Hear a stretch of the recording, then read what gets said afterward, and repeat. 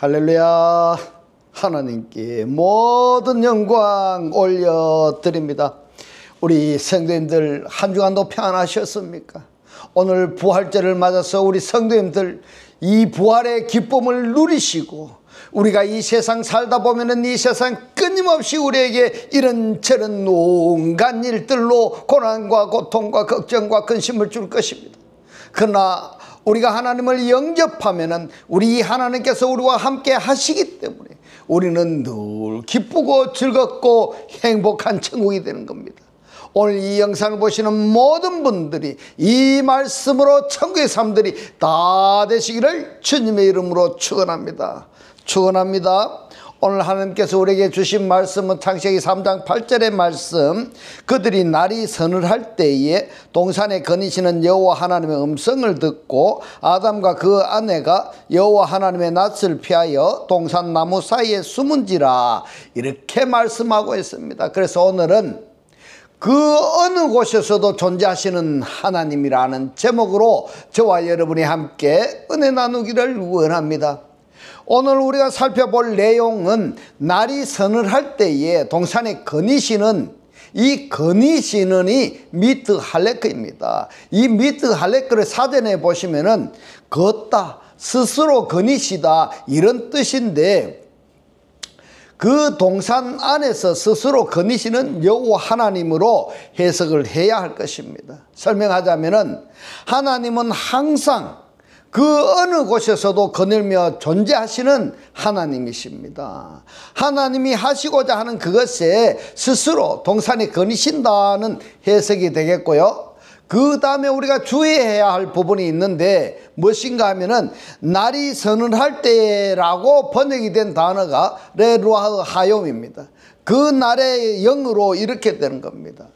서늘할 때라고 번역할 수도 있지만은 루아흐가 영이니까 그 날의 영으로 동산에 거니시는 여호와 하나님의 음성을 듣고 그 다음에 어떻게 했습니까? 숨어버렸습니다. 여러분 하나님이 안 계신 곳이 없다는 하나님에 대한 의식이 분명하다면은 숨어서 그분 몰래 또는 그분이 없는 것 같은 언행을 할 수가 없는 것입니다. 에덴 동산에 이 두 사람도 하나님께 대한 의식만 있었다면은 이렇게까지는 안 되었을 것입니다. 그들은 뱀을 의식하고 뱀의 말에만 빠져 있어서 하나님에 대한 의식이 결여되었던 것입니다. 신명기서 23장 12절 이하의 이 말씀들을 보면은 대변을 보고 똥을 누고 뒤처리를 어떻게 해야 할 것인가에 대한 지침입니다. 왜 그렇게까지 해야 하는가 하는 그 이유를 신명기서 23장 12절로 14절에서 말씀하고 있습니다. 너의 지인 밖에 변소를 베풀고 거리로 나가되 너의 기구에 작은 삽을 더하여 밖에 나가서 대변을 통할 때에 그것으로 땅을 팔 것이요 몸을 돌이켜 그 배설물을 덮을지니 이는 너의 하나님 여호와께서 너를 구원하시고 적군을 너에게 붙이려고 너의 진 중에 행하심이라, 이랬습니다. 여기에서 행하심이라 할 때에 미트 할레크입니다. 그러므로 너의 진을 거룩히 하라. 그리하면은 너에게서 불합한 것을 보시지 아니므로 너를 떠나지 아니하시리라. 왜 똥을 누고 나서 삽으로 그 눈똥을 처리를 해야 하느냐? 그것은 하나님께 거룩함을 유지해야 하나님께서 우리의 적군들에게 우리를 해방시키겠다, 보호하시겠다, 이런 말씀인 겁니다. 그렇다면 이 할레크라는 단어가 스스로 해야 될 일이지 어떤 강압적인 어떤 억압에 의해서 행해지는 일이 아니라는 이야기인 겁니다. 대변을 보고 똥을 보이지 않도록 처리하는 것도 내가 스스로 해야 하나님이 나를 지켜주신다 하는 의미가 되는 겁니다. 사무엘상 12장 2절의 이 말씀은 왕을 원하는 백성들의 원성에 사울을 왕으로 세운 후에 사무엘 선지자가 백성들 앞에서 이스라엘의 마지막 사사로서 고별사 내용 중에 한 구절을 사무엘상 12장을 말씀하신 배경으로 말씀을 하시는데, 사무엘상 11장 14절로 15절의 말씀을 봅니다. 사무엘이 백성에게 이르되 오라 우리가 길갈로 가서 나라를 새롭게 하자. 모든 백성이 길갈로 가서 거기서 여호와 앞에 사울로 왕을 삼고 거기서 여호와 앞에 화목제를 드리고 사울과 이스라엘 모든 사람이 거기서 크게 기뻐하니라. 이렇게 말씀하고 있습니다. 자, 여러분, 사울 왕을 세우고 이스라엘 백성들로 기뻐하게 하기 위해 가지고 뭐 했습니까? 배경이 사울을 왕으로 세운 그 배경을 지금 말씀하고 있습니다. 사무엘상 12장 1절로 3절의 말씀을 봅니다. 사무엘이 온 이스라엘에게 이르되 보라 너희가 내게 한 말을 내가 다 듣고 너희 위에 왕을 세웠더니 이제 왕이 너희 앞에 출입하느니라. 이렇게 말할 때 이 출입한다는 것이 뭡니까? 미트 할레크입니다. 그러면은 왕이 백성들 앞에서 자유롭게 왔다 갔다 다닐 수 있다 할 때에 미트 할레크 단어를 사용을 했던 겁니다. 보라 나는 늙어 머리가 휘었고 내 아들들도 너희와 함께 있느니라. 내가 어려서부터 오늘날까지 너희 앞에 출입하였거니와. 누굽니까? 사무엘 선지자가 이스라엘 백성들에게 자유롭게 왔다 갔다 할 때 이 미트 할레크를 표현했습니다. 3절에 말씀합니다. 내가 여기 있나니 여호와 앞과 그 기름 부음을 받은 자 앞에서 누굽니까?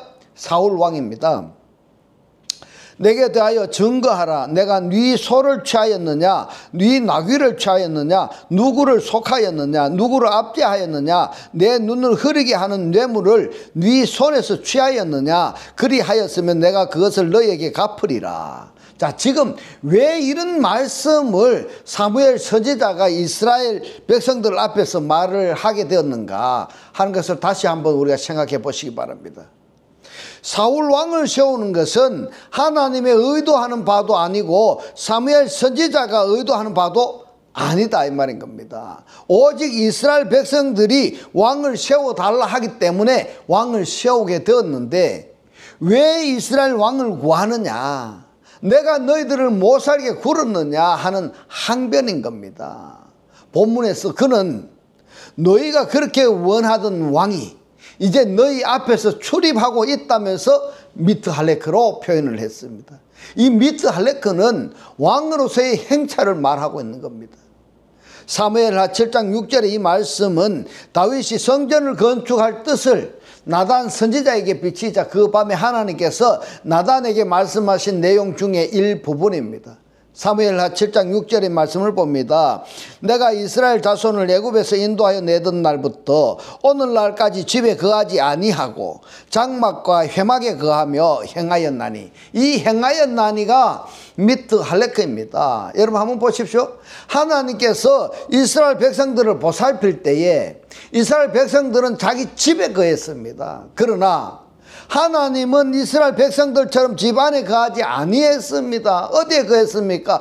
회막에 거하면서 성전에 거하면서 이스라엘 백성들 사이를 자유롭게 왕래할 때에 미트 할레크 이렇게 표현을 한 것입니다. 사무엘하 7장 1절로 7절의 말씀을 봅니다. 여호와께서 사방의 모든 대적을 파하사 왕으로 궁에 평안히 거하게 하신 때에 왕이 선지자 나단에게 이르되 볼지어다 나는 백향목 궁에 거하거늘 하나님의 궤는 휘장 가운데 있도다. 나단이 왕께 고하되 여호와께서 왕과 함께 계시니 무릇 마음에 있는 바를 행하소서. 그 밤에 여호와의 말씀이 나단에게 임하여 가라사대 가서 내 종 다윗에게 말하기를 여호와의 말씀이 너가 나를 위하여 나의 거할 집을 건축하겠느냐. 내가 이스라엘 자손을 애굽에서 인도하여 내던 날부터 오늘날까지 집에 거하지 아니하고 장막과 회막에 거하며 행하였나니 이랬습니다. 여기에서 행하였나니가 미트 할레크인 겁니다. 7절에 무릇 이스라엘 자손으로 더불어 행하는 곳에서 내가 내 백성 이스라엘을 먹이라고 명한 이스라엘 어느 지파에게 내가 말하기를 너희가 어찌하여 나를 위하여 백향목 집을 건축하지 아니하였느냐고 말하였느냐. 누가 내가 그 할 집을 건축하라고 말했느냐 하는 말인 겁니다. 이처럼 미트 할레크 단어를 보시면은 하나님께서 성막에 거하시면서 이스라엘 백성들의 장막에까지 자유롭게 왔다 갔다 할 때에 미트 할레크를 사용했습니다. 마찬가지로 창세기 3장 8절에 그 날에 그 영으로 동산을 거느신다 할 때에도 미트 할레크 단어로 표현을 했는데, 하나님이 자유롭게 동산을 왔다 갔다 곧 다니셨다 거닐었다 이렇게 할레크로 표현을 했습니다. 왜 이 단어가 중요한가 하면은 아담과 하와가 동산에 있을 때에 하나님께서 자연스럽게 동산을 왔다 갔다 하면서 눈에 띄어야 할 아담과 하와가 보이지 않는 겁니다. 그래서 아담아 어디 있느냐 하고 말씀하시는 겁니다. 지금 하나님 눈에 여러분들이 띄지 않는다면은 여러분의 이름을 부르면서 너희가 어디에 있느냐 말씀하시는 겁니다. 어떤 너희들로 목적으로 동산을 거느시는 것이 아니라 자연스럽게 동산을 거느시면서 동산이 자유롭게 보존이 되고 아담과 하와가 동산을 다스리며 지키는 그 임무를 수행해야 되는데 그게 파괴되어져 버리는 것을 동산을 거느시면서 발견하게 되었다, 이렇게 추론할 수가 있겠습니다. 잠언서 20장 7절의 말씀을 봅니다. 완전히. 자, 완전히라고 번역이 된 단어가 베트모인데, 이 베트모는 온전함입니다. 온전히 행하는 자가 이랬는데, 이 온전히 행했다라는 것이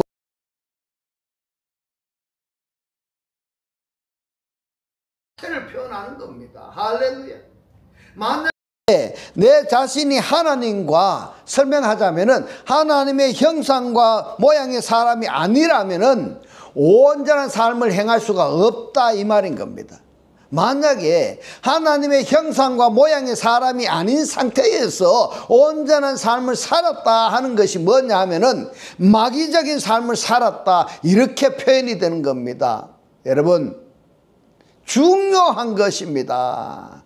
완전이라고 번역이 된 베트모는 완전히보다는 온전함, 곧 하나님의 실체 그대로 행하는 자가 사는 자가 의인이라, 그 후손에게 복이 있느니라. 자, 이 말씀을 잠언 20장 7절 이 말씀을 원문을 직역하면 어떻게 되느냐 하면요, 하나님의 온전함 안에서 행하는 사는 자가 의인이라, 그 후에 그 자손들이 복 있는 자들이라, 이렇게 말씀이 되는 겁니다. 그러면은 그분의 완전함이란 누구를 말하는가? 그것을 그 앞절에서는 이렇게 기록하고 있습니다. 잠언서 20장 6절입니다. 많은 사람은 각기 자기의 인자함을 자랑하나니 충성된 자를 누가 만날 수 있으랴, 이렇게 말씀하고 있습니다. 무슨 말씀입니까?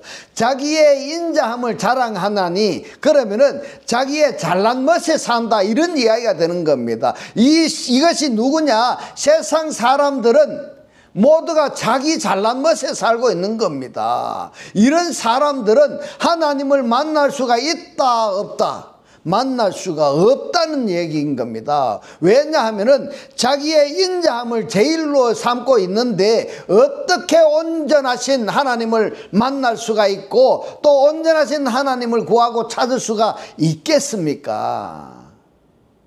하나님은요, 충성된 자를 찾고 계시는 하나님이십니다.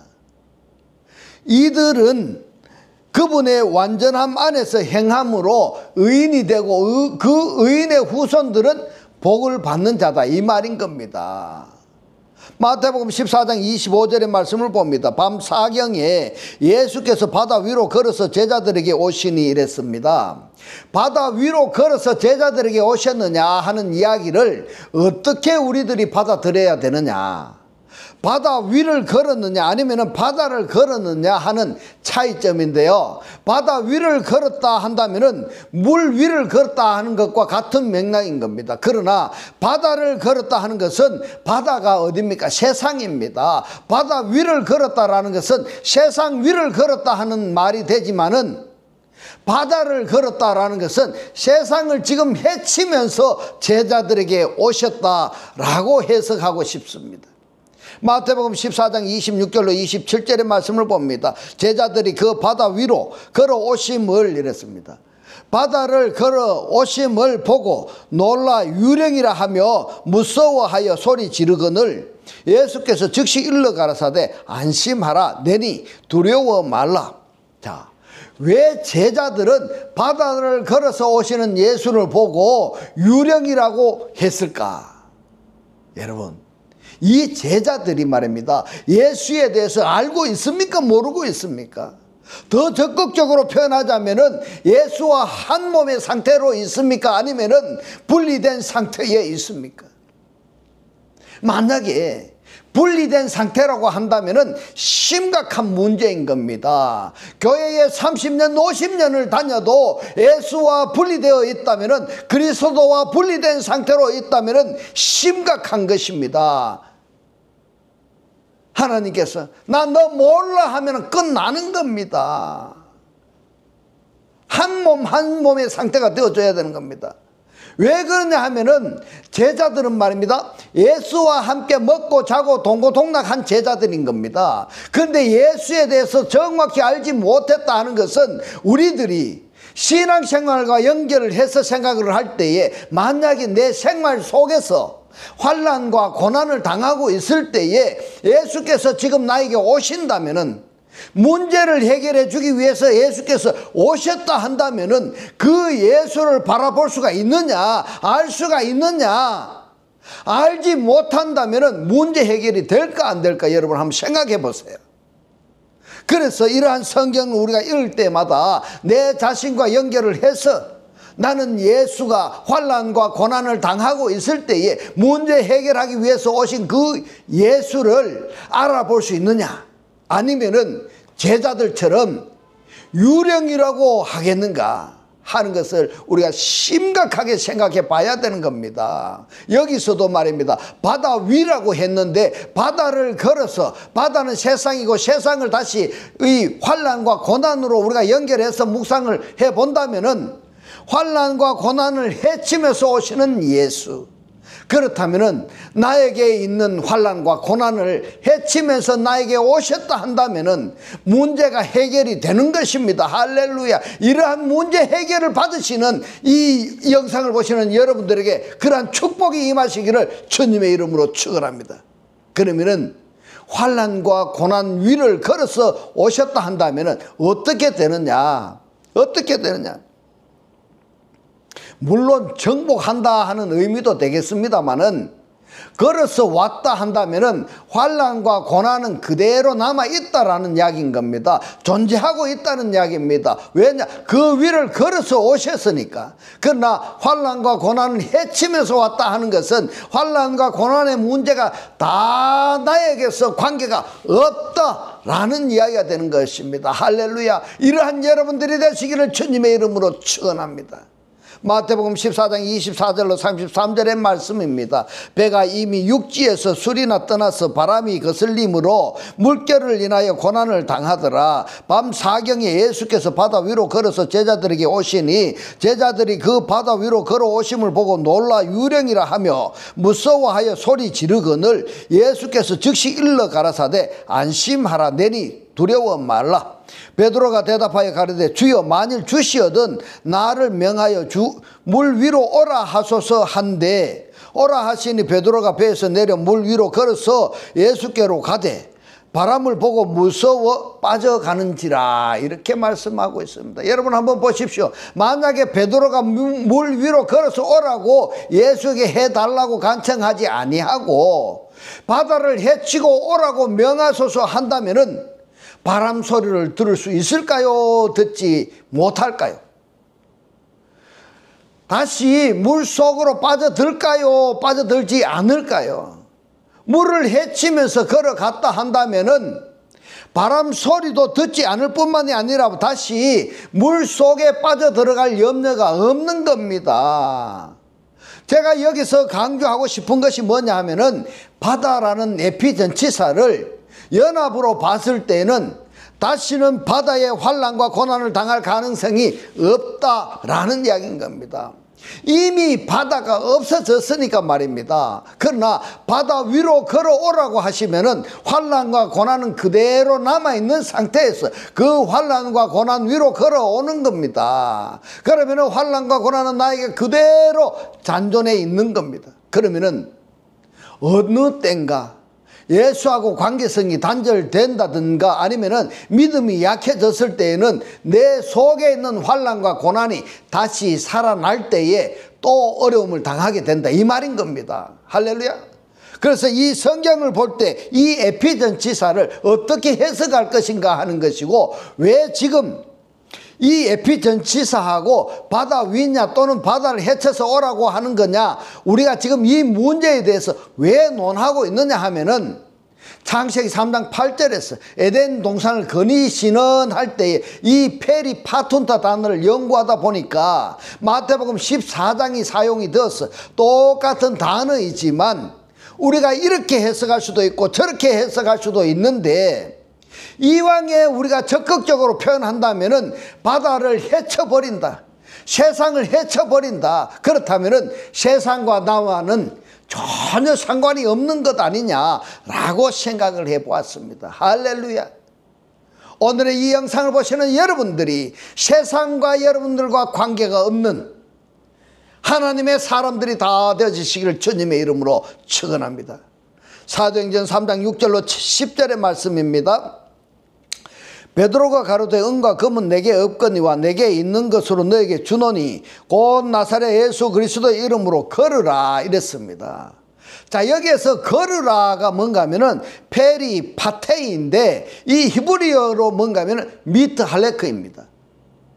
예수 그리스도 이름으로 걸으라 하고 오른손을 잡아 일으키니 발과 발목이 곧 힘을 얻고 뛰어서서 걸으며 그들과 함께 성전으로 들어가면서 걷기도 하고 뛰기도 하여 하나님을 찬미하고, 모든 백성이 그 걷는 것과 및 하나님을 찬미함을 보고 그 본래 성전 미문에 앉아 구걸하던 사람인 줄 알고 그의 당한 일을 인하여 심히 기이히 여기며 놀라니라, 이렇게 말씀하고 있습니다. 여러분 한번 보십시오. 예수께서 지금 나사렛 예수의 이름으로 걸으라 하셨습니다. 이 걸으라 말씀을 하셨는데 이 말씀이 사실화되었을 때, 사실화되는 것이 중요한 겁니다. 하나님의 음성을 듣고 그 말씀에 사실화되는 것이 중요한 겁니다. 여러분들도 나사렛 예수의 이름으로 걸으라 했을 때 그것이 사실화되면은 세 가지 동작으로 나타나는 겁니다. 성전 미문에 앉아서 평생 구걸하면서 나면서부터 안전뱅이가 기적으로 일어나는 그 현장을 묘사한 말씀인 겁니다. 첫째 소절이 뭐라고 합니까? 그가 일어나자마자 한 행동으로 그 자리에서 일어나 서서 그 자리에서 걷기를 한 모습을 묘사한 말씀인 겁니다. 두 번째 소절에서는 성전으로 걸어 들어갔으며, 세 번째 소절에서는 성전에 들어간 후에 성전 안에서 다시 뛰기도 하며 하나님을 찬미하는 모습으로 묘사했던 겁니다. 세 가지 사건이 일어났습니다. 그러면은 예수 그리스도 이름으로 걸으라 하고 오른손을 잡아 일으키니 안전뱅이가 완벽하게 치료함을 받는 그 결과를 세 가지 동작으로 말씀을 하셨다는 것이 우리가 성경에서 이해할 수가 있는 것입니다. 여러분들의 고민이 무엇입니까? 여러분이 가지고 있는 질병이 무엇입니까? 여러분이 가지고 있는 속에 문제가 되고 있는 것이 무엇입니까? 그것을 나사렛 예수 그리스도 이름으로 명하노니 그 문제는 이 자리에서 바로 물러갈지어다, 썩떠나갈지어다. 이러한 것이 그 말씀의 실체가 되어지시기를 주님의 이름으로 축원합니다. 행동으로 페리파툰타, 걷는다 하는 것도 되지만은 삶 자체를 말할 때 이 단어를 사용하기도 하는 겁니다. 요한이서 1장 4절의 말씀입니다. 너의 자녀 중에 우리가 아버지께 받은 계명대로 진리에 행하는 자를 했는데, 이 행하는 자가 뭐냐면은 페리파툰타스입니다. 그러면은 이 페리파톤타스를 단순히 걸어 다닌다 하는 의미로만 해석하는 것이 아니라 삶 자체를 페리파톤타스 이렇게 해석이 되었습니다. 그러면은 세상을 거닐다 하는 것은 곧 세상의 삶을 얘기한다 이렇게 표현이 되는 겁니다. 다르게 마태복음 14장에서 바다를 거니시는 또는 바다 위를 거니시는 또는 물 위를 거니시는 이 부분을 페리파톤타스를 삶으로 우리가 번역을 해서 본다면 어떻게 되느냐 하면 말입니다. 바다 위를 걸으시는, 바다에 사시는, 세상에 사시며 또는 물 위를 걸으시며 이렇게 번역을 해도 전혀 상관이 없습니다. 그러면은 바다에 산다는 것은 누굽니까? 예수께서 바다에 산다는 것이 뭡니까? 이 바다가 곧 세상입니다. 세상을 변화시키기 위해서 사시는 것입니다. 할렐루야. 물에 사신다라는 것은 물은 창세기 1장에 나옵니다. 궁창 윗물과 궁창 아랫물을 나누시고 궁창 아랫물에 사셨다라는 것이 무엇입니까? 정결한 물이 아닌 그 물들을 정결한 물이 되게 하는 것, 거룩하지 아니한 그 사람들을 거룩하게 하기 위해서 물들에 사시는 하나님, 이렇게 의역해서 생각할 수 있는 부분이 되겠습니다. 진리를 행할 때에 페리파톤타로 말씀을 하셨습니다. 요한 3서 1장 1절로 4절의 말씀을 봅니다. 장로는 사랑하는 가이요 곧 나의 참으로 사랑하는 자에게 편지하노니 사랑하는 자여 너의 영혼이 이랬습니다. 이 영혼이 원문이 뭔가 하면 푸시케이니까 목숨입니다.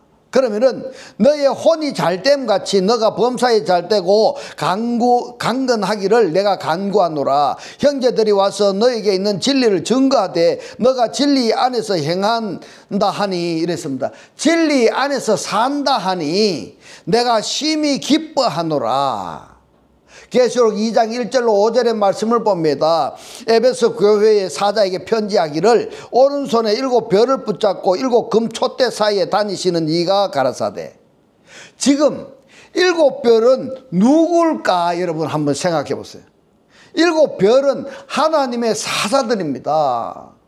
그리고 7 금촛대는 누굴까요? 교회입니다. 교회는 그럼 누굴까요? 교회는 그리스도를 영접한 사람들이 교회인 겁니다. 그리스도의 몸된 지체가 교회다 이 말입니다. 그러면은 교회와 교회 안에 있는 하나님의 종들 사이에 지금 자유롭게 왕래하시는 하나님을 표현할 때에 페리파톤타 이렇게 이야기를 하고 있습니다. 그렇다면은 창세기 3장 8절에 에덴 동산에 거니시는 미트 할레크는 어떤 힘에 의해서 어떤 의무에 의해서 에덴 동산을 거니시는 것이 아니라 자연스럽게 동산을 거니시는 하나님을 묘사한 단어라는 것을 우리가 알 수 있겠습니다.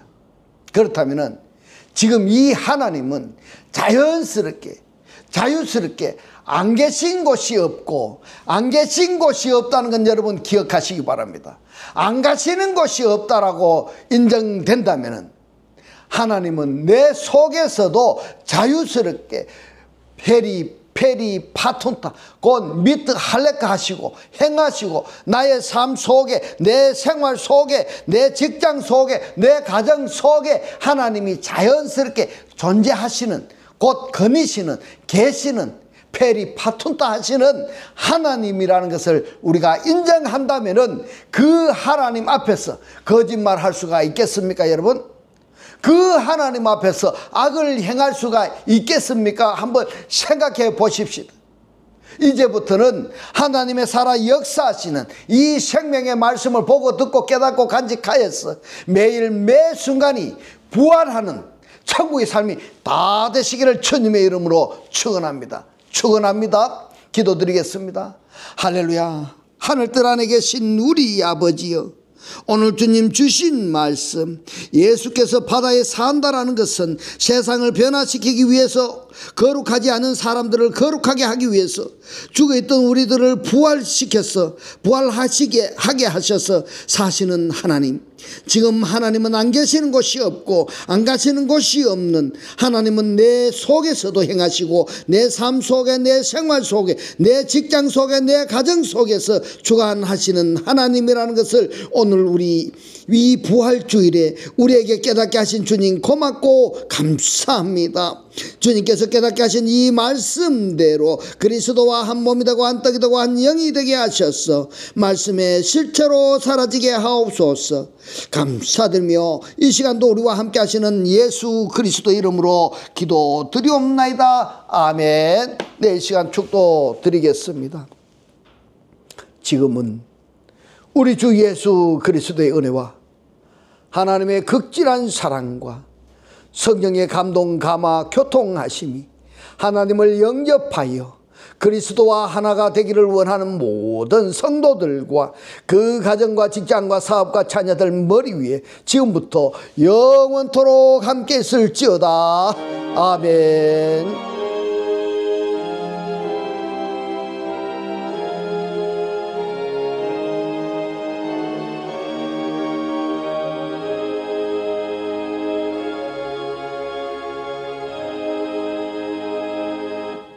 할렐루야.